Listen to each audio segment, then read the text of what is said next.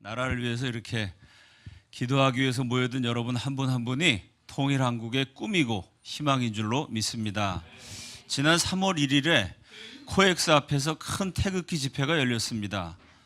주제가 다시 독립정신이었습니다. 그날 제가 세 군데에서 연설하는 스케줄이 있어서 다 참여는 못하고 앞부분에 간단히 제 순서를 마치고 자리를 떴습니다. 그런데 다시 독립정신이라는 주제를 보고 제가 참 마음에 깊은 감명을 받았습니다. 한 집회의 주제일 뿐만이 아니고 이 시대를 향한 메시지, 지금 현재의 대한민국에 가장 필요한 증언이라는 마음이 들었습니다. 지금 대한민국에 정말 필요한 것이 다시 독립정신이라고 저는 생각합니다. 그래서 그 좋은 제목을 빌려서 오늘 제가 다시 독립정신이라는 메시지를 함께 나누려고 합니다. 독립정신이란 게 뭘까요? 이 책입니다. 1904년 한성 감옥에 갇혀 있었던 청년죄수 이승만이 5년 동안 썼던 글을 모으고 거기에 감옥에서 깨달은 새로운 사실들을 덧붙여서 한국 자유주의자의 성서라고 불리는 탁월한 책을 저술했습니다. 1904년에 쓰여진 책의 제목이 독립정신이고 이 책이 전하는 메시지가 2017년 대한민국에 너무나 필요하기 때문에 다시 독립정신이라는 거대한 집회를 열기도 했습니다. 자, 이 독립정신에 대한, 이 책에 대한 이야기를 먼저 나누겠습니다. 책을 이해하려면 책이 나오게 된 배경을 먼저 살펴봐야 됩니다. 독립정신이란 책이 나올 때의 조선의 세계관, 조선 사람들이 추구하던 가치, 이 책의 첫 번째 독자들이 살던 세상은 어떤 세상이었을까요? 우리 PPT 준비가 됐죠? 띄워주시기 바랍니다. 조선 왕조 518년을 지배했던 이데올로기가 성리학, 같은 말이 주자학입니다. 우리가 알고 있는 조선의 뛰어난 선비들, 한국 화폐에 나오죠? 율곡, 이이, 퇴계, 이황 이런 분들이 성리학의 역사에 획을 그은 대유학자들입니다. 성리학의 세계관을 세 가지로 정리할 수 있습니다. 첫 번째는 중국과 주변 민족과의 관계에 있어서의 화이적 세계관입니다. 화, 이게 중국입니다. 하늘이 내린 민족이고 성현과 군자가 출현한 세상의 중심입니다. 중국은 화고 중국 주변에 있는 모든 민족들은 이, 저 이는 오랑캐 이자입니다. 오랑캐, 다시 말해서 이거는 좀 동물이 조금 진화돼서 인간이 되어가는 과정, 진화론적으로 말하면 그렇습니다. 금수와 진배 없는 금수, 이건 짐승이란 얘기죠. 날짐승, 들짐승, 이런 짐승 수준에서 조금 벗어난 야만인, 이런 사람들이 오랑캐입니다. 중국은 성현과 군자의 세상의 중심 화이고 중국 주변에 있는 나라들은 전부 다 오랑캐다. 자, 이게 중국과 주변 민족과의 관계고요. 중국과 한민족과의 관계는 뭐냐? 중국은 중화, 가운데 화려하게 빛나는 아름다운 성현의 나라, 세계의 중심입니다. 그러니까 세계의 중심, 중화가 똑바로 서야 세계의 질서가 바로 잡히게 되어 있습니다. 중국은 중화고 우리는 뭘까요? 화이적 세계관에 의하면 우리는 동이, 들어보셨죠? 우리 민족을 동이라 그랬잖아요. 동쪽에 있는 이, 저 오랑캐 이자입니다. 동쪽 오랑캐, 우리는 원래 동이였는데요. 동이가 어떻게 소중화가 됐냐면요. 고조선 시절에 기자라는 중국의 아주 뛰어난 성현이 있습니다. 기자가 고조선에 와요. 그래서 기자가 오기 전에는요, 중국하고 조선, 이 고조선이란 나라가 원래 그냥 나라 이름이 조선입니다. 근데 이성계가 세운 조선하고 구별하기 위해서 옛날에 세운 조선이다, 옛 조선이다, 그래서 고자를 붙인 겁니다. 자, 조선의 말과 중국의 말이 다르고 조선의 옷과 중국의 옷이 다르고 조선의 문화와 중국의 풍습이 달랐습니다. 그런데 기자라는 성현이 야만 동이 조선에 와갔고요, 고조선에 와가지고요, 중국 사람처럼 말하고 중국 사람처럼 옷 입고 중국의 문화와 예절을 가르쳤습니다. 이게 실제로 있었던 일이죠. 그래서 우리는 원래 야만족 동이 오랑캐였는데 성현인 기자가 오셔서 이 오랑캐를 깨우쳐줬습니다. 그 기자가 우리의 선조가 됐어요. 그 바람에 우리는 오랑캐가 아니라 오랑캐 신세를 면하고 중화 비슷하게 된 거예요. 그 중화는 한족, 광활한 대륙을 차지하고 있는 강성한 민족입니다. 우리는 그 동쪽에 있으니까 우리가 중화라고 말은 못하고 분명히 말과 언어와 민족이 다르지 않습니까? 그러니까 우리는 중화는 못 되지만 그래도 저 중화에 속한 성현, 기자의 교화를 받아들였고 기자의 후손이었기 때문에 우리는 소중하다. 이게 조선왕조 518년 내내 선비들의 중심 가치관. 조선은 뭐냐? 소중화입니다. 그래서 우리 한국 돈에도 나오는 유명한 율곡 이 선생이 쓴 책이 우리 역사의 기원에 대해서 밝힌 책입니다. 단군실기, 단군 할아버지에 대한 책이 아니고요. 기자실기, 우리 조상은 기자다. 그 기자라는 중국 성현이 동방에 문명의 새벽을 가져왔다. 기자실기라는 책을 율곡 이 선생이 직접 쓰기도 했습니다. 그러면 소중화로서 세상은 어떻게 구성이 되느냐? 그 당시 국제 질서와 한 사회의 구성, 조직 체계는 제일 으뜸이 황제를 천자라 그랬습니다. 하늘 천자, 아들 자자, 천자 그러니까 약간 예수님 비슷하죠?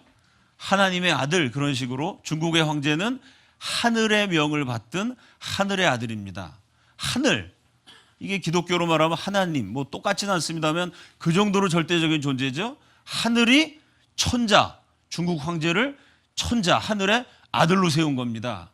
그 천자의 명령을 받아 각 지역을 다스리는 최고 통치자들이 왕입니다. 그 왕을 제후라 그랬습니다. 그럼 조선의 황제인가요? 조선의 왕인가요? 조선의 왕입니다. 중국 황제를 받들어서 만주를 다스리는 사람은 만주의 왕, 저 베트남 안남 지방을 다스리는 사람은 안남의 왕, 마찬가지로 중국 황제를 섬기면서 조선 땅을 다스리는 사람이 조선의 왕입니다. 그 조선의 왕은 독립국의 군주라고 보기가 어려워요. 중국 황제의 지시를 받는 존재입니다.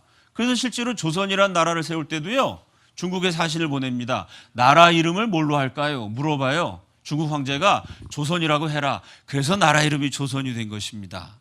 또 조선왕조실록 사극을 보면 나오죠. 항상 국가의 중대사를 결정할 때마다 황제에게 사신을 보냅니다. 주로 언제 보내냐면요, 세자를 책봉할 때 보내죠. 이 왕위를 누가 계승하느냐?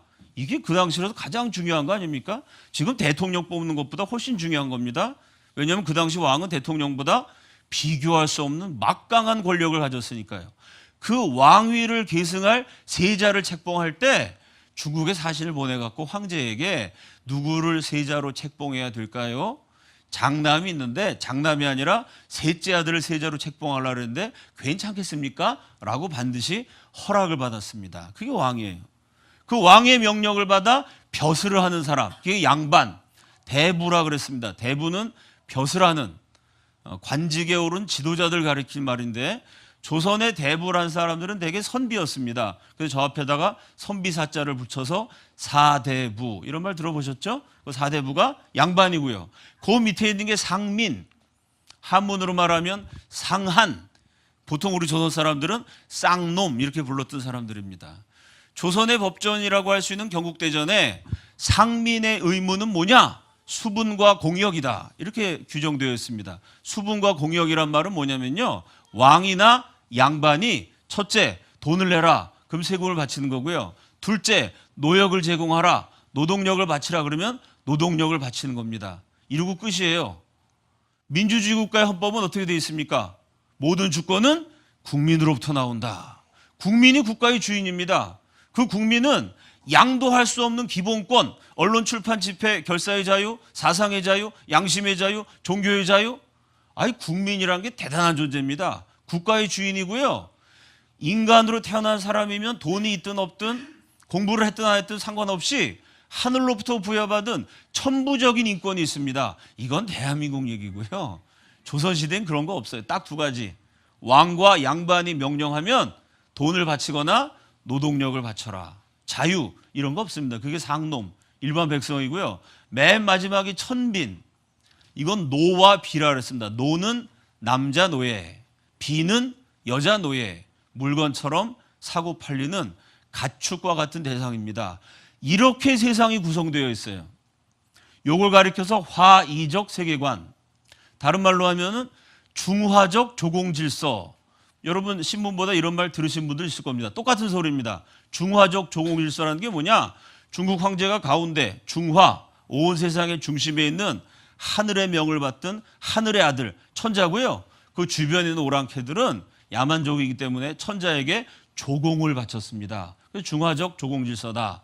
화의적 세계관이다. 성리학 주자학 세계관이다. 다 같은 내용입니다. 자, 그런데 이 세계관이 깨지는 사태가 벌어져요.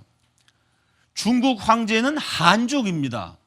저 만주에 사는 만주족, 그 만주족을 고려시대에는 여진족이라고 불렀고 삼국시대에는 말갈족이라고 불렀습니다. 들어보셨죠? 말갈, 여진, 만주족 같은 민족을 가리키는 말입니다. 그거는 중국 주변에 있는 오랑캐입니다. 오랑캐는 금수예요, 금수. 우리 조선은 그래도 소중화, 기자의 후예로서 문명화됐지만요. 만주족, 저 일본 외놈들 이건 아주 거의 짐승 비슷한 사람 취급 못 받는 금수입니다. 아, 그런데 금수에 불과한 만주족이요. 청나라를 세워가지고 중화, 한족이 세운 명나라를 멸망시켜버렸습니다. 그 조선 지식인들이 충격을 받았어요. 조선 지식인 앞에는 두 갈래 선택의 길이 놓여집니다. 첫째, 현실주의자가 되는 거죠. 야, 중화적 조공질서니 무슨 중화니 소중화니 오랑캐리 떠들었는데 현실에 보니까 정반대예요. 오랑캐라도 힘이 있으면 강대국이 되는 것입니다. 오랑캐라고 무시했는데 천하를 제패할 수가 있어요. 야, 현실적으로 중화니 오랑캐니 다 헛소리다. 우리 조선이 왜 소중화가 되냐? 아니, 우리보다 못했던 저 야만족, 만주족도 대제국을 세우는데 우리 조선도 한번 멋진 나라를 세워가지고 중국 섬기지 말고 현실주의 독립노선으로 가자. 1번입니다. 가능한 얘기죠? 중화라고 떠받들었는데 망해져 버렸거든요. 떠받들었다가 망했는데 그걸 뭐하러 또 섬기겠어요? 2번, 이게 비현실적 관념론으로 가는 겁니다. 그건 뭐냐면요, 비록 일시적으로 오랑캐가 강성해서 중화를 침범했지만 이건 일시적인 현상입니다. 이런 세상을 난세라 그러는 거예요. 난세. 성현, 군자의 나라, 중국이 세상의 중심인데 저 오랑캐 만주족 일본 놈들이 힘이 좀 세졌다고 중화를 능멸해? 그러니까 난세야. 세상이 아주 볼장 다 본 겁니다. 여기서 나온 유명한 말이 있어요. 난세에 뭐가 나오죠? 영웅이 나온다는 말 여기서 나와요. 한국에서는 그 말을 주로 야구 기사에서 많이 보죠. 요새 야구 시합이 재밌습니다. 9회 말 투아웃에 홈런을 까가지고 경기가 뒤집어진 명승부가 최근 며칠 사이에 몇 건 있었습니다. 제가 야구보다 재밌어갖고 기사 확인했더니 어느 기자가 난세의 영웅이 난다더니 8번 타자가 홈런을 쳤다 뭐 이러고 막 기사를 썼더라고요. 그게 중화적 세계관에서 무슨 소리냐? 오랑캐가 중국 대륙을 제파해서 성형 군자를 물리친 게 이게 일시적인 현상이라는 겁니다. 이게 난세니까 일어나는 비정상적인 현상이고요. 세상은요, 성형 군자의 주자학적 원리에 의해서 돌아가게 돼 있어요. 그 뭐냐? 이 난세가 되면 영웅이 출현해 갖고요, 오랑캐를 다 물리치고 중화가 복구되게 돼 있습니다. 그러니까 우리 소중화인 조선이 할 일은요, 비록 일시적으로 청나라가 강성하고 일본이 부강하고 이거 다 난세에 일어나는 현상이니까 그런 거에 휘둘리면 안 되고요. 중화, 비록 멸망해버렸지만 망했어도 사라지지 않는 중화의 혼, 중국 황제를 지성을 다해서 섬기면서 난세를 견뎌내야 됩니다. 이게 관념론이에요. 1번은 저런 거 필요 없다. 2번은 아니다. 저 세계관은 절대로 저건 없어질 수 없는 거다. 우리 조선의 선비, 우리 선조들이 현실론으로 갔을까요? 관념론으로 갔을까요?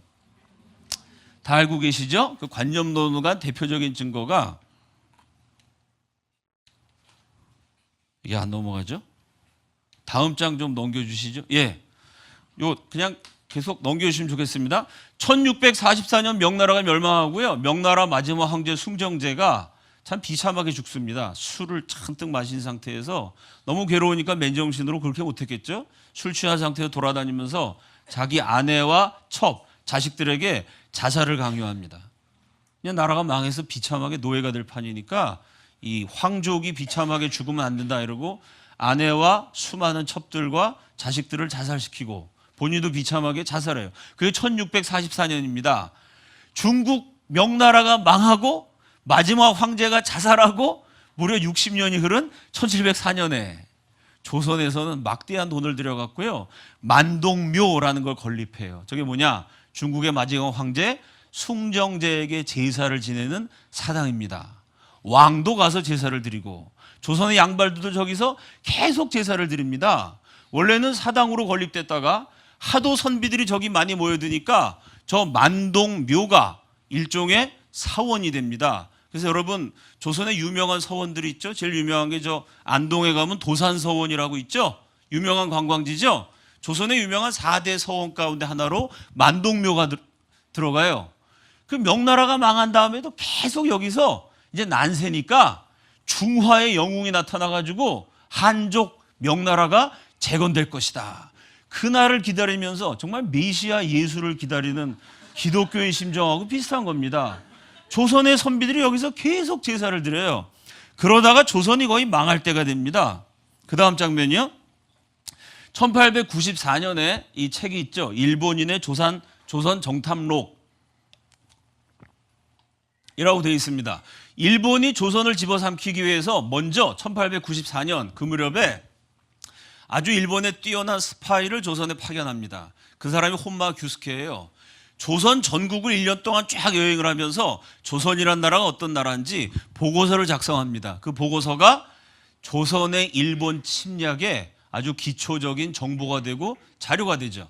그 혼마 규스케의 보고서를 모아가지고 조선 잡기라는 책이 출판이 됐는데, 여기서 혼마 규스케가요, 조선의 유명한 선비를 만난 얘기를 합니다. 근데 그 선비가 눈물을 흘리면서 아주 간절한 표정으로 명나라 황제를 향한 충성과 사랑을 고백하는 거예요. 저 명나라 황제께서 어머니처럼 자애롭게 우리 조선을 품어주셨다. 그 은혜를 산에 비유하면 태산보다 높고, 바다에 비유하면 발해, 저 서해 북쪽에 있는 바다를 발해라 그러죠. 발해보다 더 깊다. 그러면서 조선 선비들의 마음을 이렇게 얘기합니다. 뜻이 있는 무리에 이르러서는 조선 사람 가운데 뜻 있는 사람, 배운 사람, 적어도 조선의 지도자라고 할 수 있는 사람에게는 꿈을 꾸는 동안 밤에 잠자면서 꿈꾸면서도 이 생각해요. 눈 깜짝할 사이, 여러분 눈 깜짝한 사이에 대한독립만세 이런 분 계세요?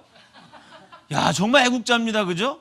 아무리 나라 사랑하신 분도 눈 깜짝할 때는 아무 생각 없습니다. 그런데 그 눈 깜짝할 사이에도 잊지 못하는 두 글자, 어찌 숭정의 두 글자를 잊겠는가. 이 숭정이 뭐죠?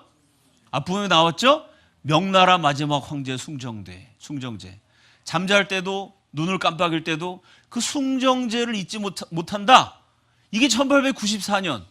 명나라 망한 게 1644년. 명나라가 망하고 숭정제가 자살하고 250년이 지나도 조선의 지도자들은 잠을 잘 때나 눈 하나 깜짝일 때나 숭정제 같은 영웅이 다시 와서 명나라가 재건되기를 기다리고 있었습니다. 이게 조선 해방된 다음까지 이어져요. 대한민국 건국한 다음에도요, 조선의 선비들이 명나라 황제에게 제사를 지냅니다. 이게 참, 그래서 여러분 주체사상도 마찬가지입니다. 김일성이 죽었을 때, 김일성이 죽었으니까 이제 주체사상은 끝장났다. 전문가들이 그렇게 얘기했어요. 제가 전문가들 만난 토론회에서 절대 그렇지 않다고 말했습니다. 제가 자신 있게 김일성은 죽어도 주체사상은 번창할 거다 장담한 이유가 이거예요. 명나라 망하고도 300년 넘게 제사를 지낸 민족입니다. 보통 사람들이 아니에요. 조선 사람들이. 자, 이런 세계관을 보여준 대표적인 인물을 소개합니다. 그 다음 장면이요. 여러분 교과서에 많이 나오는 아주 위대한 신분이다 보니까 최고의 화가가 잘 그린 초상이 지금도 남아있죠. 이 한말의 의병을 일으켜가지고 부패한 정부와 싸우고 침략자 일본과 싸운 위대한 조선의 혼, 의병장 유인석 선생입니다. 그 다음 장면이요. 조선이 민비를 시해합니다. 국모 명성황후를 죽이고 단발령을 내려요. 단발령, 상투 트는 거, 이게 중국 성현의 관습입니다. 공자와 맹자 같은 성현의 가르침을 실생활에서 구체적으로 실천하기 위해서 만든 규칙, 그게 뭐냐면 예라는 겁니다. 지금도 그런 말 하잖아요. 예의범절 들어보셨죠? 그 예가 뭐냐? 중국 성현의 가르침을 실생활에서 실천하기 위해서 만든 세세한 규칙이에요. 그 예의 으뜸이 상투입니다. 그 남자는 다 상투를 들었는데요.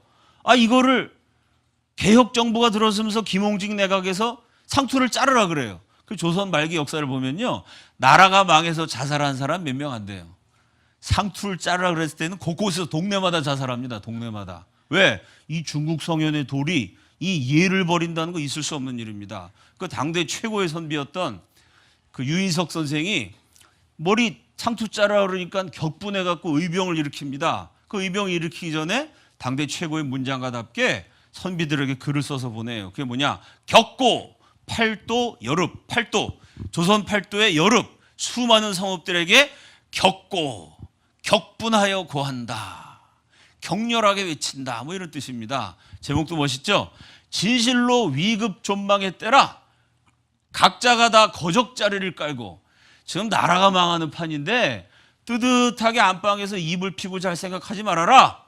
들판에 나와갖고 싸우면서 거적자리를 깔고 자라. 잘 만든 베개 베고 푹신하게 자지 말고 방패를 베개에서 물불 가리지 않고 아무리 어렵고 위태한 곳이라도 뛰어들어 기어코 망해가는 나라와 천하의 도의를 다시 만들어 하늘의 태양이 다시 밝도록 하라. 참 명문장입니다.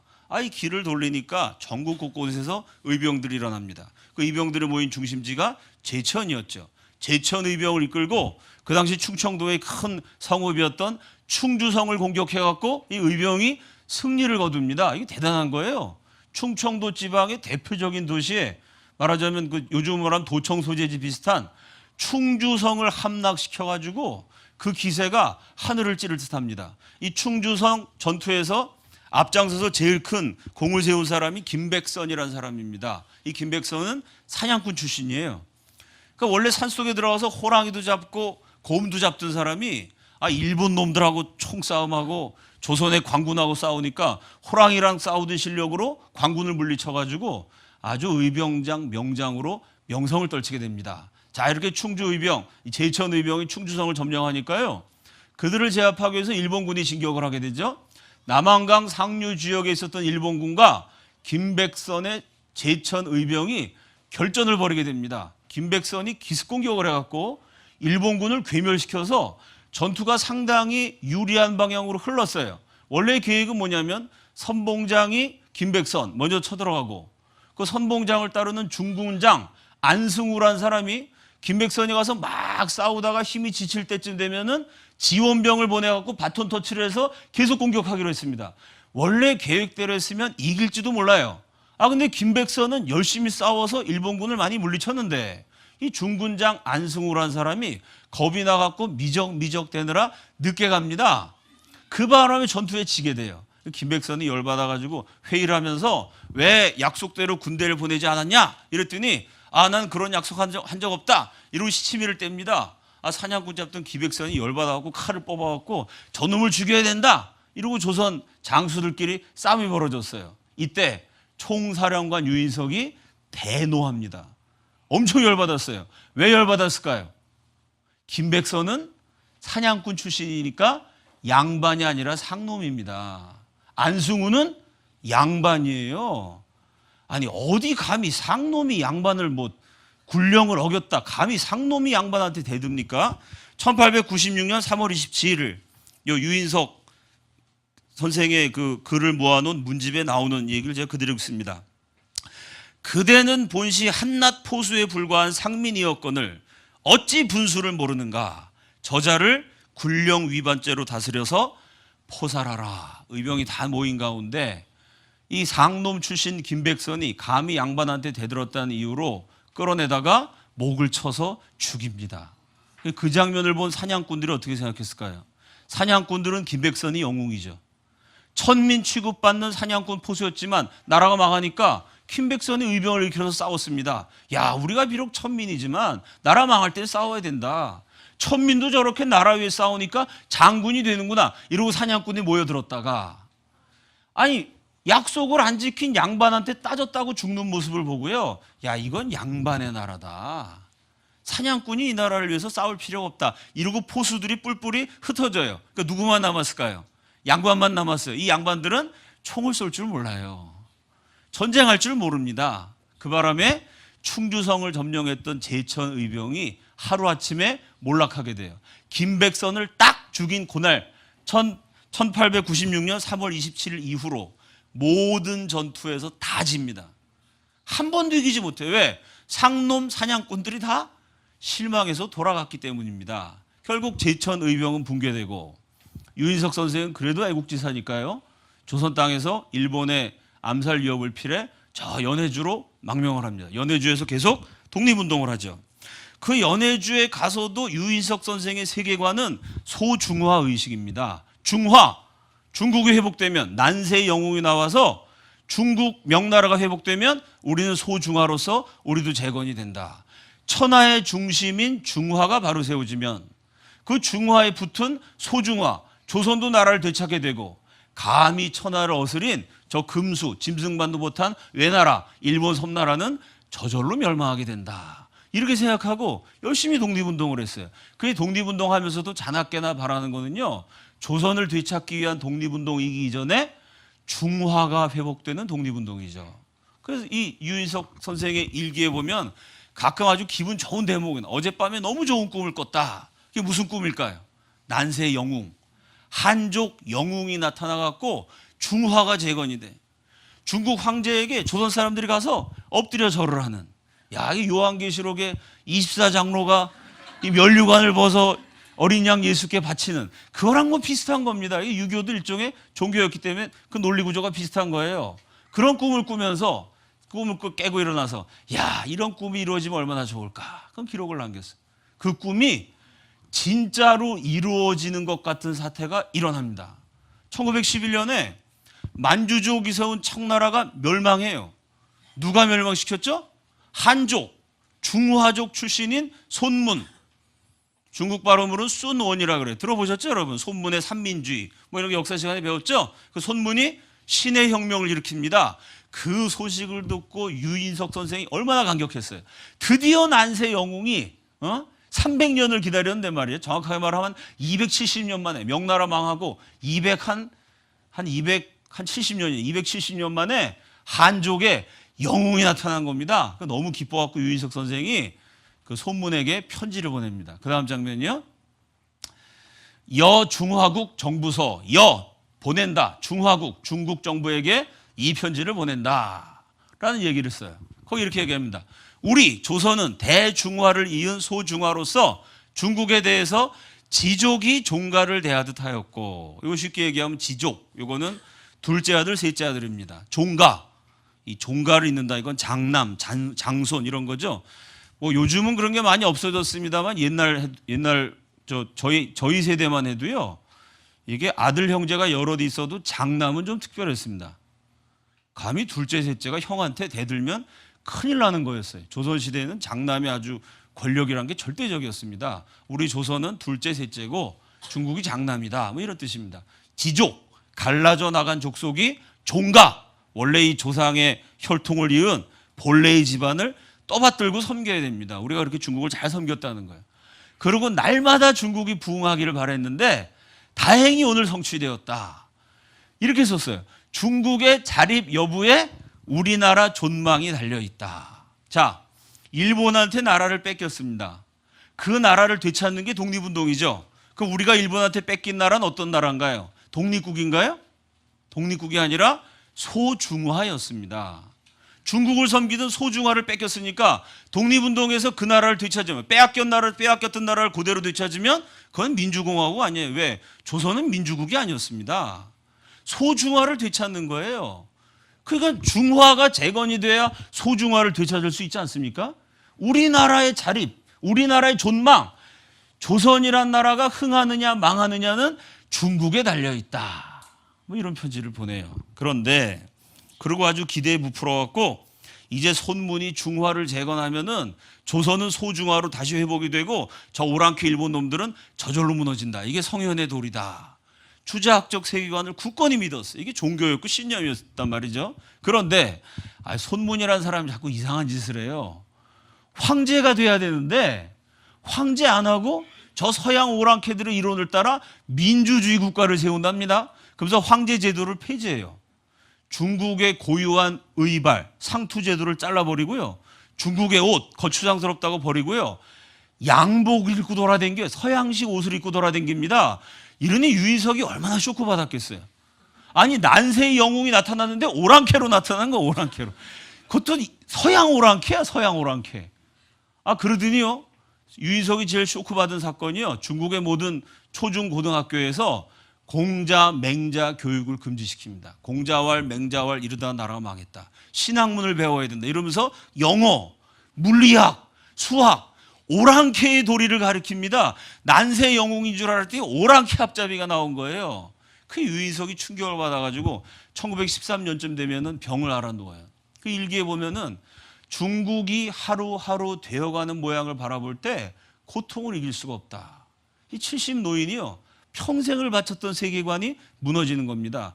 여러분, 내가 평생 한 종교에 일생을 바쳤는데 그 종교가 사실이 아니에요. 이게 어떤 신념에 평생을 바쳤는데 그 신념대로 세상이 돌아가지 않아요. 그럴 때 그 지식인의 고뇌라는 거는 엄청나죠. 세계관이 붕괴하면은 그 세계관을 담고 다니는 육체도 무너지게 돼 있습니다. 결국 시름시름 병을 앓다가 망명지 연해주에서 1915년에 쓸쓸히 최후를 맞이합니다. 제가 유인석 선생을 뭐 나쁘다고 말하려는 게 아니고요. 그 당시 조선의 성리학의 정통을 잇는 게 화서학파, 화서 이항로 선생이 제자인데요. 화서학파의 종장이라 그래가지고 이건 아주 유교 최고의 선비입니다. 유교 최고의 선비를 끝까지 지배했던 의식은 뭐냐? 독립정신이 아니고 소중화 의식이었어요. 다른 분들도 마찬가지입니다. 조선이 아주 나라가 엉망진창이 되니까요, 이 조선을 개혁하고자 실학자들이 일어납니다. 국사 시간에 배우셨죠? 실학자 그럼 대표적인 인물이 누구예요? 다산 정약용 선생. 들어보셨죠? 다산 정약용 선생의 글을 보면요, 화와 이를 구분해야 된다. 화, 이를 구분하자는 주장이 실학자 정약용 선생의 글에도 나와요. 그 실학이라는 게 주자학 성리학을 완전히 벗어난 게 아닙니다. 잘못된 주자학을 바로잡자, 주자학의 좀 실천적인 성격을 강조하자는 거지. 정약용 선생도 실학자이기 전에 주자학자, 중국이 화, 나머지 오랑캐는 이다, 이런 얘기를 하셨어요. 또 구한말의 새로운 세상을 이끌기 위해서 동학혁명이 일어납니다. 동학의 지도자 녹두장군 전봉준. 야, 이거 혁명가니까 사상이 좀 새로웠을 것 같죠? 1894년 3월 20일 전봉준이 쓴 편지에 보면 우리는 초야에 묻힌 유민일지라도 왕의 땅에서 먹고 왕의 땅에서 난 것으로 입는 자들이다. 이게 동학군의 정체성이에요. 우리가 국가의 주인이다, 이런 거 없습니다. 우리는 자유인이다. 천만의 말씀. 우리는 누구냐? 혁명을 일으켰지만 우리가 혁명을 일으켰다고 감히 왕을 쫓아내요? 그거 아닙니다. 왕의 땅에서 난 것을 먹고 왕의 땅에서 난 것으로 옷 입어서 입고 댕기는 초야에 묻힌 왕의 백성이고 유민이다. 혁명가도 이 중화적 세계관을 벗어나지 못했습니다. 나중에 상해 임시정부가 세워진 다음에 참 재밌기도 하고 씁쓸하기도 한 광경이 있습니다. 상해 임시정부 지도자들이 중국 혁명의 지도자 손문을 만납니다. 자, 그러면 어쨌든 망명정부지만 우리나라 정부 최고 지도자들이잖아요. 그 우리나라 대표랑 외국 대표가 만나 어떻게 해야 되겠어요? 반갑습니다. 보통 악수를 하죠, 그렇죠? 근데 이 조선 임시정부 대표가 손문을 만나고 뭘 했냐면 절을 해요, 절을. 절을 6번 연속을 합니다. 그러니까 손문이 당황해가지고 얘들이 왜 이러지 갑자기? 왜 나한테 절을 하는 거야? 설날도 아닌데 왜 세배를 해? 놀랬더니 임시정부 대표가 이렇게 말합니다. 이것이 황제께 드리는 예의입니다. 그때까지도 중국은 황제의 나라고 우리는 왕의 나라, 제후국입니다. 이 화이적 세계관을요, 의병작 유인석, 녹두장군 전봉준, 실학자 정약용, 심지어 임시정부 지도자들까지도 이 생각을 벗어나지 못했습니다. 왜? 이게 길게 따지면 5,000년이고요. 짧게 따지면 조선 500년 내내 아주 거기에 쩌들어서 거기에 물들어 있었어요. 보세요, 여러분.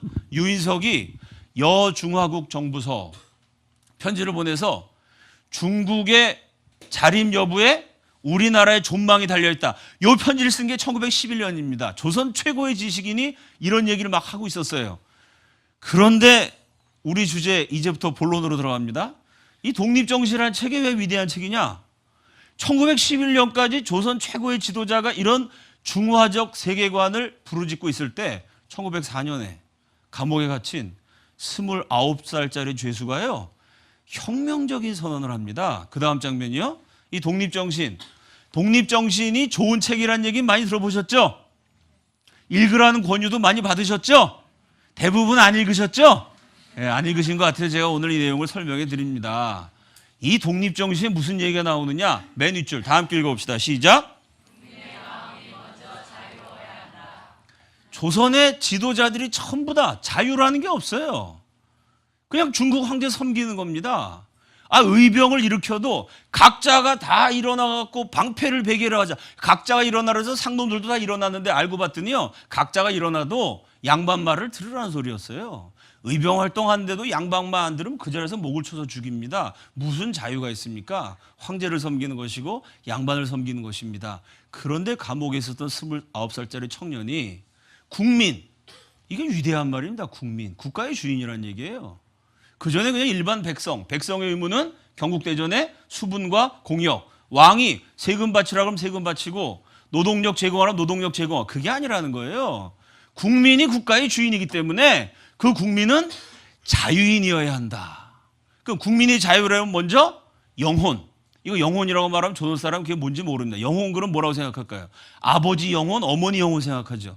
제사 모셨으니까. 이승만이 쉽게 표현한 게 마음. 인간의 영혼, 인간의 내면부터 자유로워야 된다.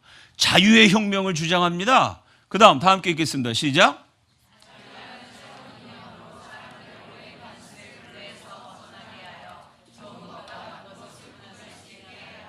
자유라는 새로운 이념을 불어넣어가지고 오랜 관습의 굴레, 중국 황제를 섬기는 거, 이거 오랜 관습에 불과한 겁니다. 그게 무슨 절대적 진리가 아니라는 거예요. 양반 밑에 상놈이 있다. 이거 사람이 만든 괴상한 제도입니다. 자유의 개념을 갖고 무조건적으로 성현의 도리다. 중국을 섬겨야 된다. 양반 밑에 있어야 된다. 따르지 말고 좋은 것과 나쁜 것을 구분해야 된다는 거예요. 이게 엄청나게 혁명적인 얘기입니다. 그냥 공자님 말씀 무조건 따라야지 뭘 구분해. 그게 아니라는 거예요.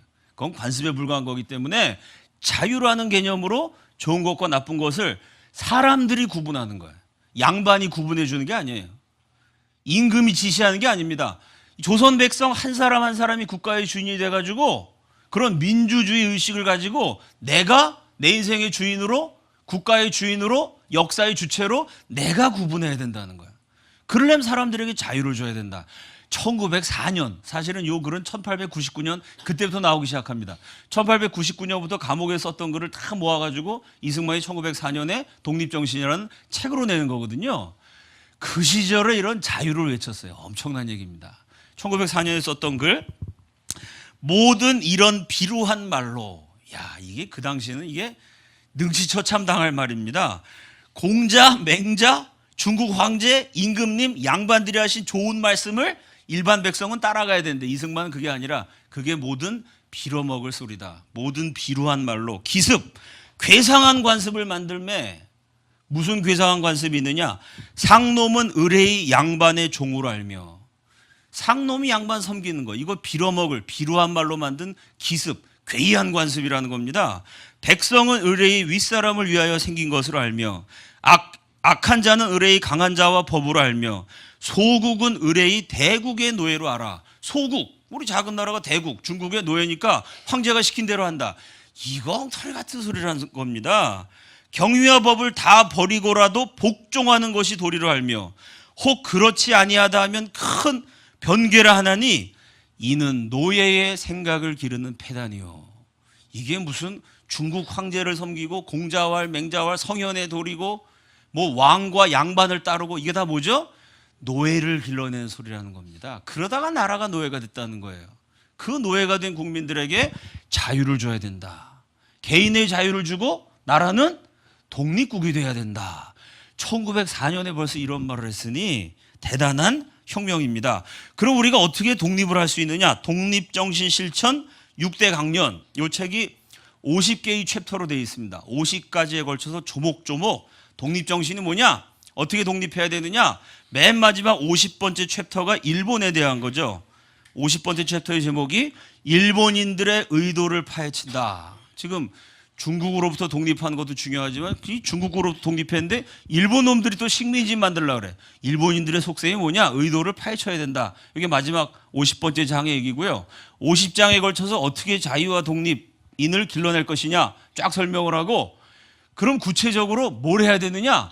6가지 실천 강령을 제시합니다. 그 다음 장면이요. 여기 나오네. 독립정신 실천 6대 강령. 제가 첫째 그럼 여러분이 읽는 겁니다. 첫째. 자, 우리가 소중화로 살면요, 개방 통상할 필요 없어요. 소중화로서 대중화인 중국을 섬기기만 하면 됩니다. 그죠? 근데 이승만은 소중화는 대중화를 섬기기만 하면 되지만 독립국은요. 독립국은 어떻게 해야 돼요? 중국을 섬기는 것이 아니라 중국과 당당하게 외교를 맺고 중국만 쳐다보는 것이 아니라 전 세계에 개방하고 통상해야 됩니다. 1904년에 이승만이 얘기를 했는데 북한은 아직도 이걸 실천 안 하죠. 전 세계 개방 통상 안 하다 400만 굶어 죽지 않았습니까? 이해가 되시죠? 조선 500년 내내 쇄국했습니다. 그냥 대중화만 섬기면 돼요. 그거는 소중화는 그렇게 살아도 됩니다. 그러나 독립정신을 가진 독립국이라면 전 세계를 대상으로 개방하고 통상해야 된다. 그 대한민국이 전 세계를 누비는, 지금 경제가 쪼그라들었지만 전성기에는 세계 6대 무역국가가 되지 않았습니까? 영토 면적으로는 세계 119등입니다. 여러분, 땅덩어리가 세계 119등, 이렇게 조그만 나라가요, 무역 규모가 세계 6등이에요. 대단한 겁니다. 그 출발이 이승만이에요. 세계에 개방하고 통상해야 된다. 둘째, 다음 게 있습니다. 둘째.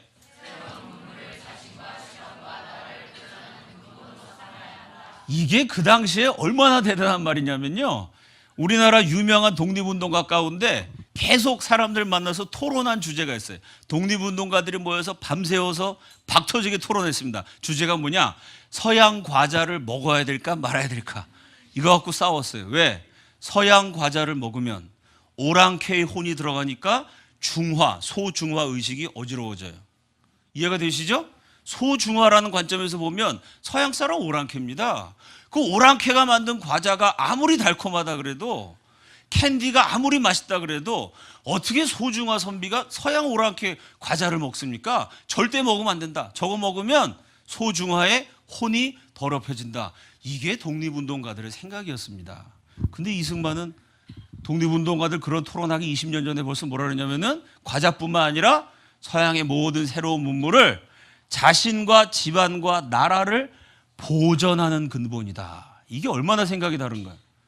중국으로부터 받은 공자맹자 성현의 도리를 굳게 지키고 서양 과자를 먹으면 내 근본이 흐트러지니까 과자 먹지 말자. 이게 그 당시 대세였어요. 이승만은 그게 아니고 오히려 다른 나라 좋은 걸 받아들여서 그걸 근본으로 삼아야 된다. 대단한 시대를 앞선 주장입니다. 셋째, 다 함께 읽습니다. 시작. 넷째, 소중화에서 벗어난 건 좋은데 러시아가 식민지로 만들려고 그래요? 일본이 식민지로 만들려고 그럽니다. 지금도 마찬가지입니다. 여러분, 전 세계 4대 강국에 둘러싸인 유일한 나라가 대한민국이에요. 이 대한민국은 숙명적으로 외교를 잘해야 되고요, 나라의 주권을 지켜야 됩니다. 아멘이시죠? 이승만이 그때 꿰뚫어 본 거야. 우리는 중국으로부터 벗어날 뿐만 아니라 러시아에서도 벗어나야 되고 일본으로부터 벗어나서 주권을 지키려면 외교를 잘해야 된다. 중국 섬기는 이게 외교가 아니다. 이제는 우리가 적당하게 외세를 이용도 할 줄 알아야 되고 동맹도 맺어야 되고 합세해 갖고 공동회적에 대항도 하고 이런 외교, 책략 이런 거 배워야 된다. 다섯째, 다음 게 있습니다. 여섯째, 여러분 1904년에 썼는데요, 2017년에도 대한민국 다음번 대통령이 요거 6가지를 잘했다 그러면 그분이 아마 세종대왕처럼 존경받을 겁니다. 2017년 대한민국의 번영을 위해서도 반드시 필요한 내용입니다. 맞죠 여러분? 이렇게 29살짜리가 감옥에서 딱 6개, 이 6개를 실천하면 우리가 독립국을 이룰 수 있다라고 썼어요. 그래 놓고 요거를 6대 강령을 딱 쓴 다음에 이승만이 저 내용을 딱 뒤집어요. 이 독립정신은 뭐라고 되어 있냐면요. 첫째, 세계에 개방하고 통상해야 한다. 그런데 개방하고 통상해봤자 소용없다. 이런 말을 해요. 또 새로운 문물을 근본으로 삼아야 된다. 그런데 새로운 문물 들여봐야 쓸모없다. 외교, 주권, 도덕, 자유 그거 해봤자 이 6개라면 독립국 되는데 이 6개 해봤자 쓸데없다. 본인이 6개 하자고 말해놓고 본인이 또 그걸 다 부셔버립니다. 뭐라고 말하냐면요. 이 6개 해야 되는데 가장 중요한 한 가지를 제쳐놓고는 나머지 6개 해봤자 소용없다. 이 6개를 해야 나라가 독립되는데 이 한 가지를 바탕으로 하지 않고 그 위에 세워진 6개는 모래 위에 세워진 집과 같아서 다 무너진다. 본인이 6개를 주장한 다음 6개를 딱 말하고 6째까지 말한 다음에 그런데 이거 해봤자 소용없다고 자신의 논리를 스스로 허물어뜨려 버립니다. 그 다음 장면이요. 6제 강령을 말한 다음에 이렇게 썼어요. 뒤에 보세요. 온 세계와 접촉할지라도 앞에 나왔죠. 첫 번째 개방 통상해야 한다고 그랬죠. 근데 개방 통상에서 온 세계와 접촉해도 참된 이익을 얻지 못한다.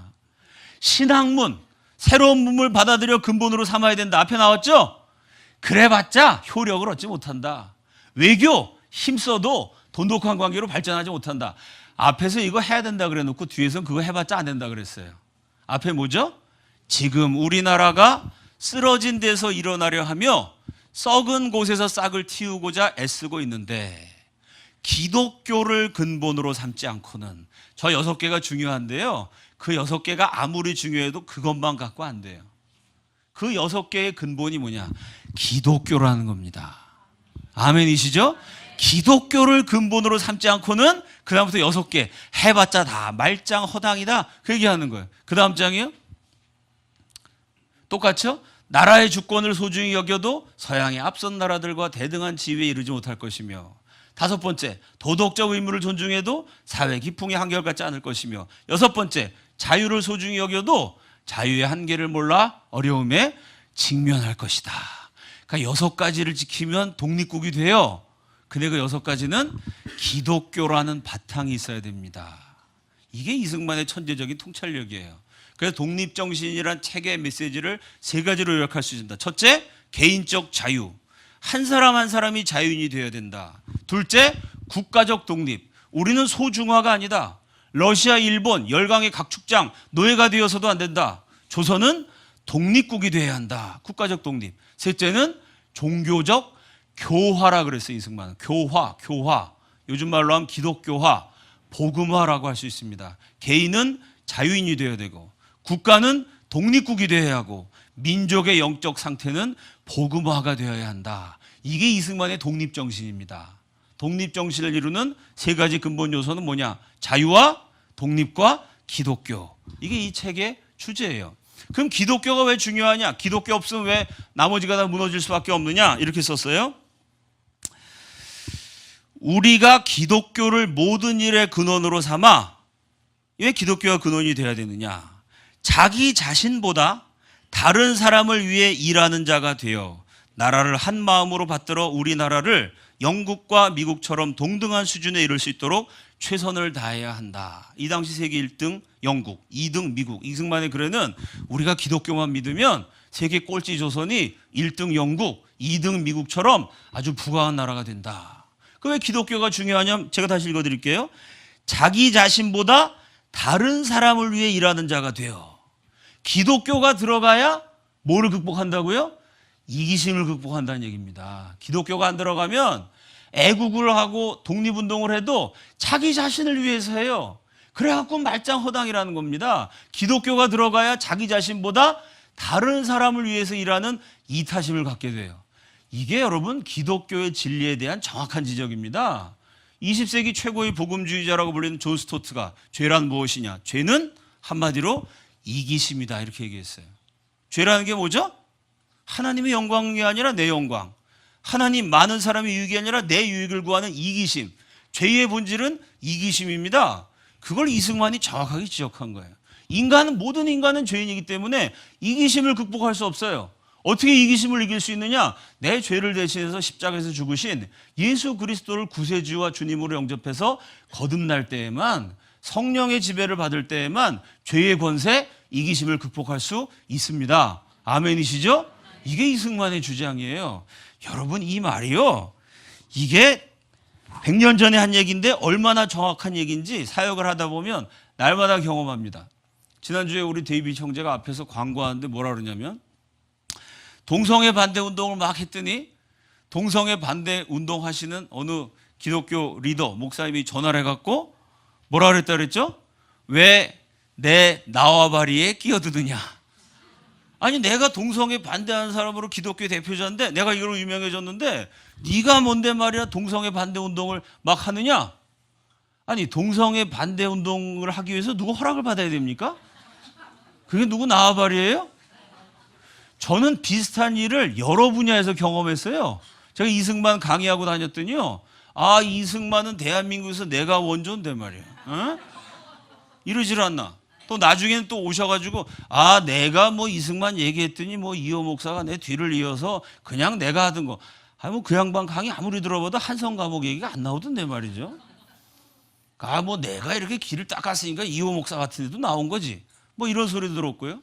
북한 사역을 하는데도요, 탈북자 제가 구출했더니, 아니, 탈북자 구출 사역은 내가 대부인데 말이야. 어? 탈북자를 구출하려면 1인당 300만 원 받아야지. 이호 목사 이렇게 싸게 받으면은 이 업계가 어떻게 되겠냐고. 아, 탈북자 구출하는 가격을 내가 너무 싸게 매겼다고. 아니, 여러분, 성도들의 헌금을 한 푼이라도 아껴가지고 한 사람이라도 구출하는 거 좋은 거 아닙니까? 북한에 뭐 삐라 뿌리고 전도지 뿌리는데도요, 아, 그 삐라 뿌리는 데는 내가 참 희한한 일을 겪었습니다. 그냥 뭐 북한에 전도지 뿌리고 하는 일을 저랑 관계된 사람들이 했더니, 아, 그건 내가 하는 건데 왜 허락 없이 했냐. 한 사람이 A가 와서 야단을 쳐요. 그래서 B가 와서 또 야단을 쳐요. 그 A와 B가 서로 싸워요. A는 B한테, 네가 뭔데 이호 목사한테 야단을 쳤느냐. B는 A한테, 너는 뭔데 걔한테 야단을 쳤느냐. 이거 막 싸워갖고 나중에는 싸우지 마시라고 제가 화해를 시켰어요. 동성애 반대를 외치고 북한 사역을 하는 사람들은 많은데, 여러분, 이게 기성세대 얘기가 아니라 20대들도 마찬가지입니다. 진짜 북한을 위해서 사역하는 사람들은, 여러분, 북한 복음화하고 지하교회 섬기고 탈북자 구출하는 게 쉽겠습니까? 아, 맨날 깜빵 가고 뭐 누가 죽고 얼마나 위험한 일입니까? 이게 위험하니까 될 수 있으면 정말 소문도 안 내고 그냥 조용히 하고 싶어 합니다. 소문 나봤자 그 북한에서 암살 지령 내려 그러면 인생이 엄청나게 피곤해집니다. 그게, 아, 도망치고 싶은 일인데 하나님 시키니까 하는 거죠. 진짜로 일어나는 사람들이 이래요. 근데 뭐 북한 그러면서 자꾸 뭐 방송 나가려고 그러고, 어디 가서 뭐 내가 북한 한다고 그러고 막 자랑하려고 그러고, 북한을 이용해서 자기가 유명해지려는 사람들이나 지금 북한 떠들고 다니죠. 진짜 북한 사역하는 사람은 그거 얼마나 위험한 일인데, 누가 북한 얘기해도 감춰야 되지 않겠습니까? 그게 당연한 거죠. 동성애 반대, 북한 사역 다 좋은 일인데 문제는 뭐냐? 하나님 나라와 영광을 위해서 북한 사역을 하고 동성애 반대 사역을 해야 되는데요, 이것 때문에 내가 유명해지고, 이것 때문에 내가 지도자가 되고, 심지어는 이것 때문에 내가 밥벌이를 하고, 그런 사람들이 없었으면 좋겠는데 안타깝게도 참 많습니다. 그래서 이승만이 한 얘기예요. 아무리 좋은 일을 많이 해도 제대로 예수 믿어갖고 이기심을 극복하지 않으면 외교 잘해봤자 소용없다. 자유 줘봤다 개판된다. 나라 독립 애국 천만의 말씀이다. 지금 우리나라가 무너진 데서 일어나고 썩은 데서 싹을 틔우려 할진데 기독교를 근본으로 하지 않고는 백약이 무효다. 아멘이시죠? 결국 종교적으로 말하면 복음화, 예수 믿고 거듭나야 된다는 겁니다. 기독교 대한민국이 돼서 개인은 자유인이 되고 국가는 독립국이 되어야 한다. 이게 독립정신이라는 한국 자유주의의 성서라고 불리는 위대한 책의 핵심 메시지입니다. 자, 이거를 교화라고 말하기도 하는데 이승만은 꼭 기독교인들 대상으로 사역하신 분이 아닙니다. 보통 그래서 이승만의 정신을 독립정신, 이 책에서도 교화정신 이렇게 썼으면 조선 사람들이 뭔 소리인지 몰랐겠죠. 독립정신 이렇게 썼어요. 비기독교적인 용어를 사용했습니다. 이승만의 독립정신 혹은 자유의 정신을 가지고 29살 때 이 책을 완성하고, 이 책의 내용을 91년에 걸친 파란만장한 생애를 통해서 본인이 쓴 책의 내용을 그대로 실천합니다. 첫 번째, 이 자유의 정신을 갖고 조선의 봉건제, 성리학적인 세계관, 중국 황제를 섬기는 화이적, 조공질서에 대항해서 싸웁니다. 그 다음 장면이요. 1910년 8월 29일 날 조선이 멸망했어요. 막 사람들이 자살하고 난리가 났습니다. 조선이 망하고 채 2달이 되지 않은 한 달 조금 지난 1910년 10월에 조선 최고의 천재 이승만이 아시아인, 황인종, 동양인 최초로 세계 최고 명문 프린스턴 대학교 국제법 박사가 됩니다. 조선 사람들이 이때 이승만에게 희망을 걸었어요. 야, 세계 최강 대국 미국에 그것도 세계 최고 학교에서 한국 최초가 아니라 황인종 최초로 그 조선 천재 이승만이 박사가 됐다. 그 이승만에게서 이 망한 나라 살리는 비결을 들어보자. 귀국한 이승만의 강연회가 종로에서 열립니다. 570명의 군중이 모여요. 지금도 강연회 하는데 570명이 왔다 하면 많은 숫자인데요. 1910년에 570명은 지금으로 한 5만 명 온 겁니다. 조선의 지식인 내노라는 사람들이 이 동양 최초의 프린스턴 대학 국제법 박사 강연을 들으려고 다 모이는데 한결같이 표정이 침울했겠죠. 이건 무슨 독립정신 강의한 자리가 아니라 우울증 세미나 해야 되는 것처럼 다 우울해. 국민들의 마음이. 나라 망했으니까요. 근데 이승만이 딱 나가더니 뭐라고 강연했냐면 속이 시원하다 이렇게 강연했어요. 나라가 망했는데 속이 시원하답니다. 3가지나 시원한 게 있다. 따불이 아니라 따따불. 3가지로 내가 속이 시원하다. 첫째, 무군. 나라 망한 게 누가 속이 시원하겠습니까? 가슴이 아프죠. 가슴 아프지만 무군. 나라가 망하는 바람에 이제 임금이 없어졌잖아요. 임금 없어져 갖고 임금 섬기는 노예가 아니라 이제 조선인이 자유인이 될 수 있으니까 속이 시원하다. 무반. 일반 백성들을 상놈이라고 멸시천대하는 양반이 없어져 갖고 속이 시원하다. 무발. 공자, 맹자, 중국 성현이 만들었다는 상투 요거 잘라버리고 자유인의 복장을 할 수 있게 돼서 속이 시원하다. 이게 무슨 얘기예요? 조선인들의 자유를 빼앗아가던 임금, 양반, 중국식 예의 격식 이런 거 없어지고 비록 나라는 망했지만 이 멸망해버린 비참한 상황이지만 우리는 이제 자유인의 나라를 새로 세워야 된다. 그러니까 희망을 잃어버리면 안 된다. 나라 망했지만 차라리 속이 후련하다고 생각하고 다시 싸우자. 위대한 메시지입니다. 이승만 이렇게 긍정적이었어요. 그 다음 장면이요. 자, 1917년 러시아에서 공산주의 혁명이 일어납니다. 사람 밑에 사람 없고 사람 위에 사람 없다. 토지는 밭갈이 하는 농민에게, 공장은 피땀 흘려 일하는 노동자들에게 만국의 노동자여 단결하라. 우리가 얻을 것은 무계급 만민평등의 세계공산하여 우리가 잃을 것은 억압과 압제의 쇠사슬이다. 제가 한 말이 아니라 칼 마르크스의 책에 나오는 얘기입니다. 이 공산주의자들의 주옥 같은 메시지에 전 세계가 열광합니다. 자본주의 망하고 공산주의 지상천국이 도래한다. 세계의 지식인들이 막 기뻐갖고 날뛰고 있을 때 전 세계 최초로 공산주의 망한다고 예언한 최초의 동시에 최고의 반공주의자가 이승만입니다. 뭐라 그랬냐? 공산주의 망한다. 왜 망하느냐? 다 함께 읽겠습니다. 시작.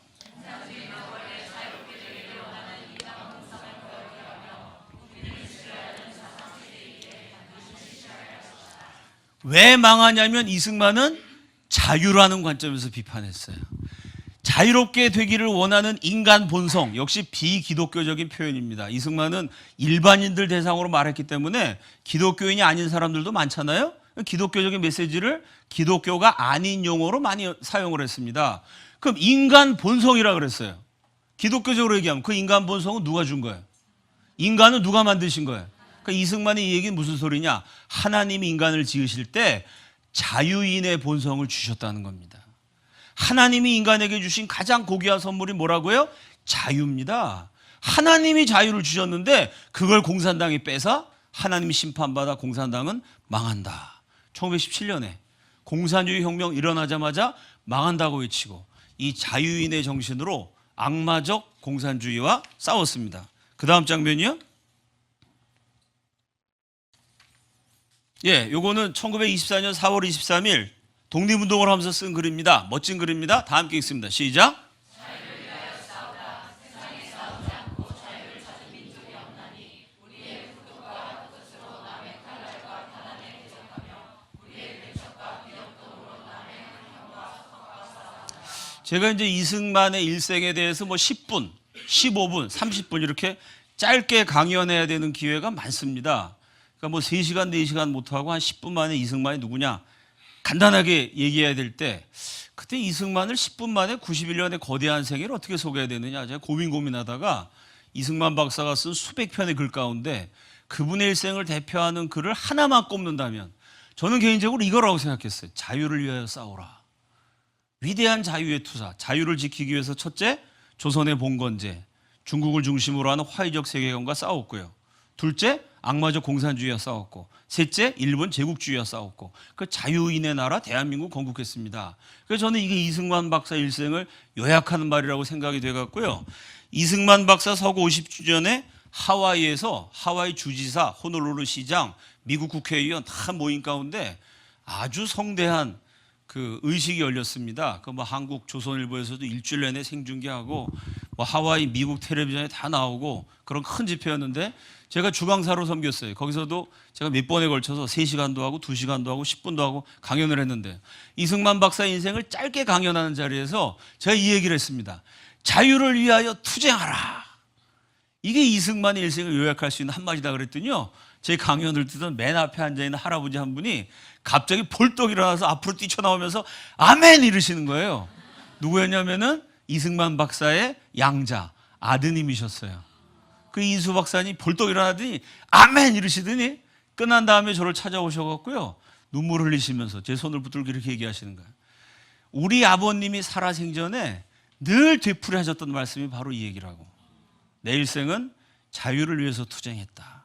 자유라는 건 싸우지 않고 저절로 얻어지는 것이 아니다. 자유를 위해서 우리 한국인은 끊임없이 싸워야 된다. 말년에 돌아가시기 전에 이승만 박사가요. 아들 양자를 드리고 나서 귀에 못이 박히도록 자유를 위하여 투쟁하라. 자유를 위하여 투쟁하라. 그 말씀을 하셨다는 겁니다. 왜 우리가 일본하고 24년이니까 일본 제국주의랑 싸울 때잖아요. 왜 일본하고 싸워야 되느냐? 뺏긴 나라를 되찾기 위해서? 그거 아닙니다. 뺏긴 나라 어떤 나라예요? 자유가 없는 나라입니다. 소중화를 뺏겼어요. 그 뺏긴 나라를 되찾아서 다시 중국 황제를 섬겨요? 그거 아닙니다.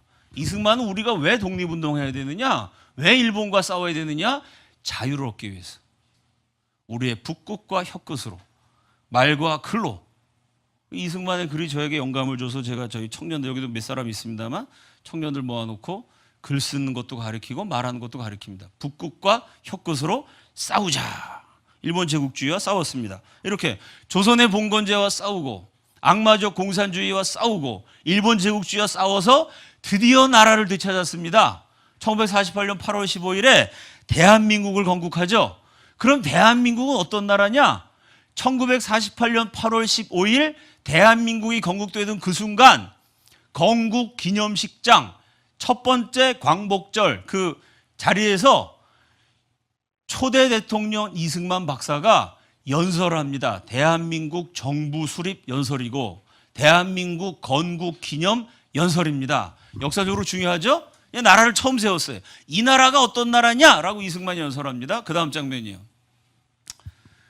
자, 여기 간략하게 요약한 건데 제가 쭉 읽어드립니다. 8월 15일 오늘에 거행하는 이 식은 우리의 해방을 기념하는 동시에 우리 국민이 새로 탄생한 것을 겸하는 것입니다. 우리가 나라를 빼앗길 때는 국민이란 말이 없고 백성은 뭐냐? 그냥 임금, 양반, 말 잘 듣는 게 백성이었어요. 그게 아니고 이제 백성이 새로 탄생하는 거예요. 우리 국민 한 사람 한 사람이 영적으로 말하면 거듭나는 거예요. 새로운 사람들로, 새로운 인간들로 새로운 나라를 세운다는 겁니다. 그래서 이렇게 말합니다. 이날 동양의 한 고대국인 대한민국 정부가 회복되어서 40여 년을 두고 바라며 꿈꾸며 투쟁하여 온 사실이 실현된 것입니다. 감동적이죠. 동양의 한 고대국. 우리는 5,000년 길고 유구한 역사를 가진 자랑스러운 민족입니다. 그 고대국이 잠깐 외적에게 나라를 뺏겼다가 이제 나라를 되찾은 거예요. 그 고대국이 회복되어서 40년 나라 잃었던 동안 바라고 꿈꾸며 투쟁하여 온 사실이 실현된 것입니다. 40년 동안 우리가 바라고 꿈꾸며 투쟁한 게 뭐냐? 그게 민주주의고 그게 자유라는 것입니다. 민주정치의 요소는 개인의 근본적 자유를 보장하는 것입니다. 국민이나 정부는 항상 주의하여 개인의 언론과 집회와 종교와 사상 등 자유를 극력 보호해야 할 것입니다. 우리가 40여 년 동안을 외적 일본의 손에 모든 학대를 받아서 다만 말과 행동뿐 아니라 생각까지도 자유로 하지 못하게 되었던 것입니다. 왜 식민지 시기가 끔찍했느냐? 자유를 빼앗겼기 때문이다. 이승만은 자유를 소중하게 생각했어요. 그 다음 장면이요. 그러나 이것은 자유를 빼앗은 일제에 대해서 우리 민족이 절대로 싸워왔다. 우리가 왜 독립운동했을까요? 그냥 빼앗긴 나라 되찾기 위해서. 이렇게 말하면 틀립니다.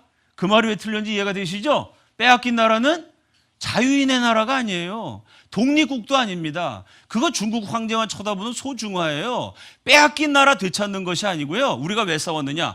개인 자유활동과 자유 판단력을 위해서, 한 사람 한 사람에게 자유를 주기 위해서, 자유를 가진 국가의 주인이 되도록 만들기 위해서, 운명의 주체가 되는 새로운 세상을 열기 위해서, 자유를 위해서 쉬지 않고 싸워온 것입니다. 결국 대한민국은 자유인의 나라다. 이승만 일생은 이렇게 자유를 향한 투쟁입니다. 본인이 계속 그렇게 말씀하셨어요. 자, 이렇게 대한민국 세우고 뭐 여러 가지 잘못도 저지르시고 위대한 업적도 남기시고 그러다 결국 하와이에서 쓸쓸히 세상을 떠나시게 됐습니다.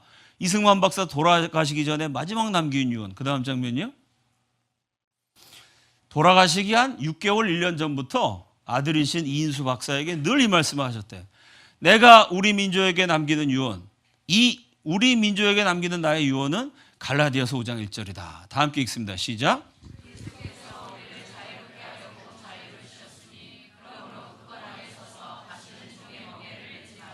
이 말씀이 우리 민족에게 남기는 나의 유언이다. 늘 그런 말씀하시다가 마지막 순간에 식사를 하셨어요. 식사하기 전에 대표 기도를 하셨는데 뭐라고 기도하셨냐면, 하나님, 저는 너무나 늙고 지쳤습니다. 사랑하는 우리 민족을 위해서 더 이상 아무것도 할 수 없습니다.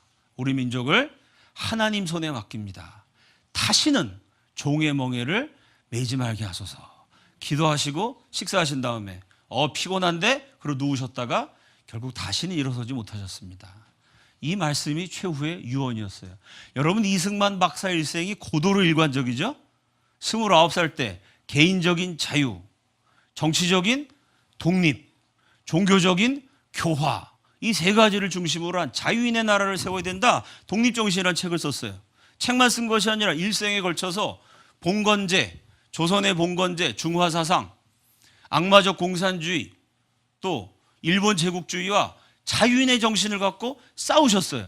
그리고 나라를 세울 때는 우리가 왜 싸웠느냐? 자유를 위해서 싸웠다. 대한민국 어떤 나라냐? 자유인의 나라다.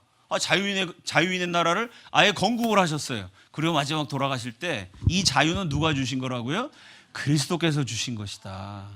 우리는 노예, 중국 황제 노예였고 양반의 노예였고 일본의 노예였고 공산당 노예가 될 뻔했는데 그리스도께서 우리에게 자유를 주셨으니 우리 한국 사람 정신 차려서 다시는 이 민족이 종의 멍에를 매면 안 된다. 다시는 종의 멍에를 매지 말게 하소서. 기도하고 91세로 세상을 떠났습니다. 일평생 자유를 위해서 싸우셨어요. 여기까지가 독립정신의 내용입니다. 오늘 이 얘기를 듣고 또 돌아다니시면서 나 이 책 읽었다고 말씀하고 다니시면 안 돼요. 오늘 강의 들은 거로 퉁치시면 안 됩니다. 진짜 꼭 한번 읽어보세요. 그냥 읽으시는 게 아니라 그 당시 조선 사람들의 세계관이 이러이러했는데 그런 배경 속에 이 책을 썼구나. 이 배경을 알면서 책을 읽으시면은 얼마나 값진 책인지. 왜 이 책을 놓고 미당 서정주 선생은 저 방대하고 철저한 선각의 글이다. 미국 연설학회 회장을 지내신 올리버 박사는 한국 자유주의의 성서다. 또 우리 경인여대 설립자이신 김길자 여사께서는 대한민국의 정체성, 한국인의 정체성이 이 책에 오롯이 담겨 있다. 왜 이 책을 갖고 사람들이 그렇게 가고 오는 세월에 격찬을 하는지 제가 아까 앞에 쭉 설명드렸죠. 만동묘 뭐 이런 거요. 그런 선비들이 우글거리던 시대에 29살짜리 죄수가 감옥에서 이런 혁명적인 선언을 했구나. 잘 읽어보시면은 이 책의 가치가 느껴지십니다. 그러면 제가 지금까지 얘기한 거 뭐냐면 독립정신이에요. 그죠? 오늘 강의의 주제는 다시 독립정신입니다. 여태까지 했던 건 서론이고 지금부터 본론입니다. 밤샐지 몰라요 오늘. 데이빗이 뭐 자유롭게 마음대로 해도 된다 그랬어요. 자, 그 왜 다시 독립정신이냐? 이 독립정신이란 책을 써서 대한민국이 어떻게 나아가야 될지 1904년에 이승만이 청사진을 제시했습니다. 91년 거대한 생애를 통해 그 청사진을 실제로 상당 부분 이루어냈어요. 그러면 됐지. 우리가 지금 2017년에 다시 독립정신을 왜 거론해야 될까요? 이승만이 독립정신에서 말했던 세 가지 기초가 오늘날 흔들리고 있기 때문에 그렇습니다. 그 세 가지 때문에 대한민국이 가능했습니다. 그 세 가지 때문에 저와 여러분이 저 김일성을 아버지라고 부르지 않고요, 하나님을 아버지라고 부르면서 자유인으로 살게 됐어요. 그 세 가지 때문에 20세기 대한민국이 기독교 성장률 세계 1위, 20세기뿐만 아니라 인류 역사 7천년에 경제 성장률 세계 1위, 영적으로나 경제적으로나 부강하고 번영한 나라가 됐어요. 그 세 가지가 대한민국의 정체성이고 대한민국 국민의 근본 요소이고 대한민국이 번영할 수 있었던 생명의 축복의 근원입니다. 그 세 가지가 지금 위협당하고 흔들리고 있기 때문에 다시 독립정신을 외쳐야 하는, 한편으로는 안타깝고 한편으로는 한심스럽고 한편으로는 절박한 시기를 저와 여러분이 하루하루 살아내고 있습니다. 첫째, 이 책의 주요 요소는 개인의 자유입니다. 그 자유가 지금 어떻게 위협당하고 있습니까?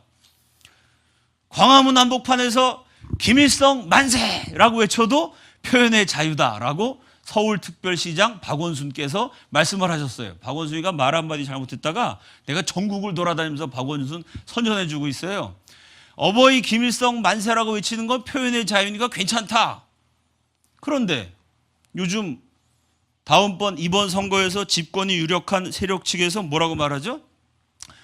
5.18 민주화 정신을 훼손하고 5.18 민주화 운동에 대해서 쓸데없는 의혹을 제기하는 것을 금지하는 법안을 만든다. 이런 얘기를 실제로 국회의원들이 하고 있습니다. 언론을 통해서 접하셨을 거예요. 대한민국 국민들의 세금으로 5.18 민주화 유공자들에게 밑 빠진 독에 물 붓듯이 엄청난 돈을 쏟아붓고 있어요. 그런데 우리 국민 세금으로 유공자에게 돈을 주는데요, 누가 돈을 받는지 명단 공개를 안 합니다. 누가 얼마를 받는지 밝히질 않아요. 그러니까 온갖 이야기가 떠돕니다. 심지어 5.18 유공자로 엄청난 돈을 받은 사람이 지금 북한에 들어가갖고 대남 방송을 하고 있다. 이런 얘기 들어보셨어요? 그렇게 주장하는 전문가들도 꽤 있습니다. 그러면 그 주장이 맞는지 틀리는지 조사를 해야죠. 그 조사를 하는 것이 아니라 5.18에 대해서 이의를 제기하는 자는 법으로 처벌한다. 아예 입을 닫아버리겠다는 겁니다. 그건 무슨 얘기죠? 김일성 만세 외치는 자유는 허용하되 5.18에 대해서 반대하는 자유는 허용할 수 없다. 자, 박근혜 물러나라고 촛불 시위를 할 때는요, 방송사가 그거를 새벽까지 생중계를 막 했습니다. 그러면서 그 또 촛불 시위 연설할 때 제가 참여했는데 지나갔는데, 저는 촛불 시위한 데를 지나가서 태극기 집회한 데서 연설하려고 가다가 봤는데, 제가 갈 때 박원순 시장이 또 연설하더라고. 뭐라 그러냐면 촛불은 곧 민주주의입니다. 촛불은 민주주의니까 그거는 타올라야 돼. 박원순 시장이 실제로 서울시 예산 수십억 원, 아마 100억이 넘는다는 주장도 있습니다. 어마어마한 액수를 들여서 그 촛불 시위 뒤에서 지원을 했습니다. 자, 촛불을 드는 건 민주주의예요? 근데 무슨 법안을 또 발의한다고 국회의원이 그랬느냐? 태극기를 시위에 함부로 사용하는 것은 금지시킨다. 왜 그랬을까요? 탄핵 무효 그러고 태극기 들고 나섰거든요. 촛불은 언론에서 생중계하고 그건 민주주의예요. 국민 세금으로 다 지원해야 돼. 근데 태극기 들고 데모하는 거, 그거는 법으로 금지시켜야 한다. 촛불의 자유는 허용되지만 태극기의 자유는 없어져야 된다는 거죠. 대통령 당선이 유력한 후보가 뭐라 했냐면 보수를 불태우자. 좌파의 상황이라고 비판받는 이해찬 씨는 보수를 괴멸시키자. 이게 촛불 탄핵 사태와 이번 선거의 본질입니다. 보수 애국 우파를 아예 불태워버리고 괴멸시키고 없애버리자. 다시 말해서 대한민국에 좌파가 될 자유는 있어요. 김일성 만세 부르는 자유, 서울시장님부터 시작해서 국회의원 다 나서서 보호해 줍니다. 좌파가 될 자유가 있고 김일성 찬양할 자유도 있고 종북이 될 자유는 있지만 우파, 애국, 보수가 될 자유는 없애버리겠다는 거예요. 저는 좌파랑 싸우다 보니까 어쩌다 제가 우파가 됐습니다만은 그렇다고 우파의 모든 이론과 주장에 동의하진 않습니다. 그러나 내가 우파를 좋아하고 싫어하고는 둘째 문제고, 저는요, 제대로 된 나라는요, 우파가 될 자유 있어야 됩니다. 좌파가 될 자유도 있어야 돼요. 좌파를 다 감옥에 가둘 수는 없지 않습니까? 우파를 다 법으로 금지할 수는 없잖아요. 대한민국 자유인의 나라입니다. 나는 어떨 땐 우파가 마음에 안 들지만 그렇다고 우파를 다 불태워버리고요, 태극기 들고 데모하는 거 금지시키고요, 그게 공산 독재 체제지, 그게 어떻게 이승만이 90년 생애를 바쳐 투쟁해서 만든 자유 대한민국이겠어요. 이번 선거의 과제가 뭐냐, 2017년 대한민국 문제가 뭐냐, 1904년에 이승만이 외쳤던 자유가 이 땅에서 사라져가고 있어요. 좌파가 되고 종북이 되고 세상을 비판할 자유는 있지만 애국이 되고 반공을 외치고 북한 정권 무너뜨려야 된다는 이런 상식적이고 자명한 권리를 선언할 수 있는 자유는 점점 제한당하고 있습니다. 그러니까 다시 독립정신으로 가야 돼요. 두 번째, 이 책의 핵심 메시지가 개인의 자유, 국가적 독립. 지금 대한민국이 독립국입니까? 김대중 노무현 정권의 통일부 장관을 지낸 정세현이라는 사람이 직접 텔레비 나와서 얘기했죠. 사드 배치 문제로 뭐 중국하고 막 갈등이 있으니까 미국이 경제 보복해도 중국과 손잡으면 문제 없다. 그러니까 사드 배치하지 말아라. 중국 것만 유지하면 굶어 죽을 걱정이 없다. 중국과 소련 사이에서 왔다 갔다 한 김일성을 간사한 놈이라고 했는데 외교는 그렇게 해야 된다. 대한민국이 김일성의 외교를 잘 배워가지고 미국 같은 건 다 쳐버리고 중국 편에만 붙으면 된다. 중화 사대주의의 부활을 외치고 있습니다. 뭐 사드에 대해서 간단히 말씀드리면요, 중국 2013년에 백두산 일대에 둥펑이라는 미사일 기지 설치했습니다. 여러분, 중국이 미사일 기지 만들 때 대한민국에 허락 받았을까요? 야, 이 미사일이 제주도까지도 날아가거든? 대한민국 겨냥하고 있으니까 너네가 이해해줘. 허락 안 받았습니다. 2015년에 미국의 사드랑 똑같은 걸 중국이 만들었어요. 러시아판 사드입니다. 러시아에서 무기를 30억 달러 들여서 사들였는데요, 그게 지금 한국에 배치된 사드하고 기능이 똑같은 겁니다. 기능은 좀 떨어지지만, 성능은 좀 떨어지지만 같은 목적을 위해서 2015년에 중국도 사드를 배치했습니다. 북한은 의주, 온양, 삼지연, 강감찬산, 청강읍에 레이더가 있는데요, 북한 레이더가 중국 땅 500km까지 관측을 해요. 일본 FBR 레이더를 운영하는데 탐지거리가 2000km로 중국 땅까지 레이더로 배치합니다. 무슨 얘기냐? 대한민국에 사드를 배치하기 이전에 이미 중국도 레이더를 비치하고 심지어 중국은 미사일 부대까지 배치해서 일본까지 날아가요.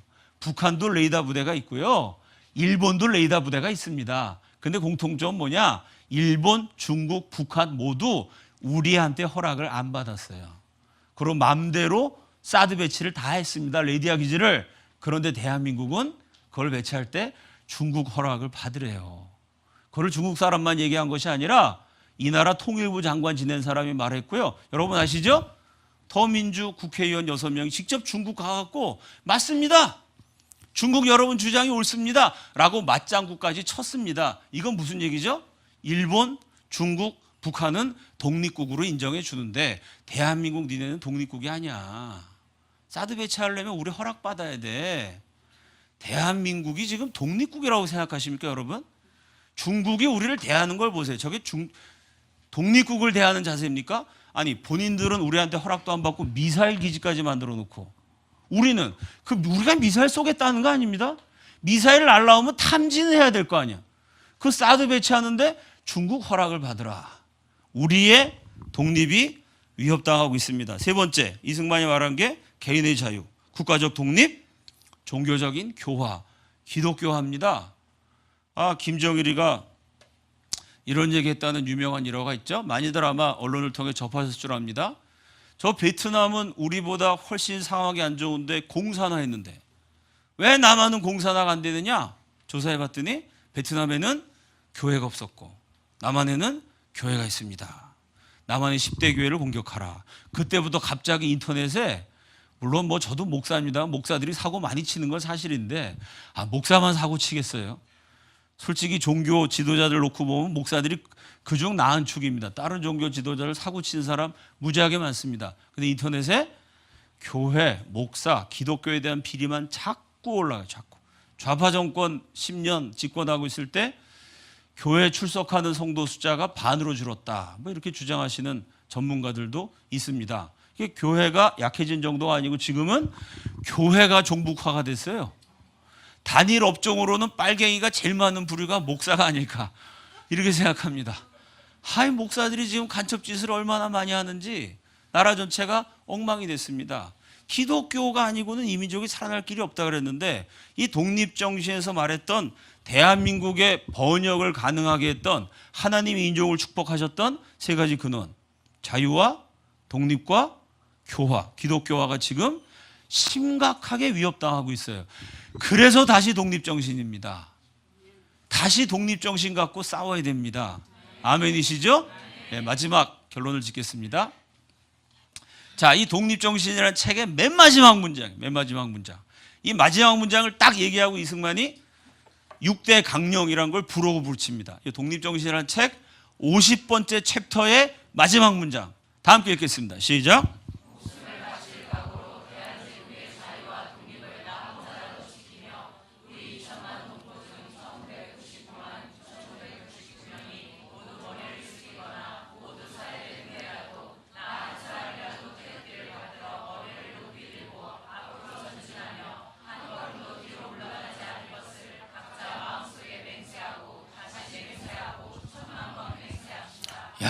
저는 길을 가다가도 이 문장을 생각하면요 소름이 쫙 돋아요. 가슴이 뜨거워집니다. 야, 이거 뭐 어차피 좌파 세상이 됐는데 뭐 내가 강연하고 싸우고 다닌다고 무슨 소용이 있나 절망하다가도 이 문장이 떠오르면은 다시 두 주먹 불끈 쥐게 됩니다. 얼마나 멋있어요? 대한민국이 시시하게 세워진 나라가 아닙니다. 간에 붙었다가 쓸개에 붙었다가 좌파였다가 우파였다가 그냥 나한테 이익이 되는 것 따라서 내 주변 사람이 내가 너무 그냥 반공 이런 소리 하면 시대착오적이라 욕할까 봐 인간관계 나이스하게 잘하기 위해서 눈치 보는 그런 기회주의 겁쟁이들에 의해서 세워진 나라가 아닙니다. 대한민국을 가능하게 한 스피릿, 근본 정신이 뭐냐? 2천만 가운데 1999만 9,999명이 다 죽더라도 2천만 민족이 다 죽어서 나 혼자 살아남았어요. 그래도 나는 포기하지 않겠다. 그래도 태극기를 받들어서 뒤로 우퇴하는 것이 아니라 당당하게 머리를 높이 들고 앞으로 전진하며 한 걸음도 뒤로 물러나지 않겠다. 우리 2천만이 다 죽고 나 혼자 살아남아도 자유와 독립과 기독교화를 위해서 끝까지 싸우겠다.